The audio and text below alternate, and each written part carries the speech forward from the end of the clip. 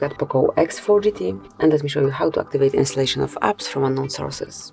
So first of all, just open the settings, then find and select privacy protection, go to special permissions, and here you'll notice install unknown apps.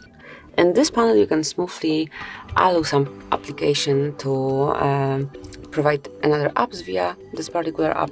So if you'd like to do it, for example, through Google Assistant, just tap on allow from the source and then just read the information, because you have to be aware about the potential risk. And if you are, just mark this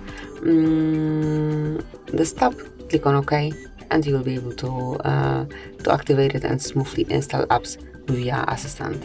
Then you can also do it for any other app of yours. So this is it. This is how you can smoothly and easily allow unknown sources. Thank you for watching. Please subscribe our channel and leave the thumbs up.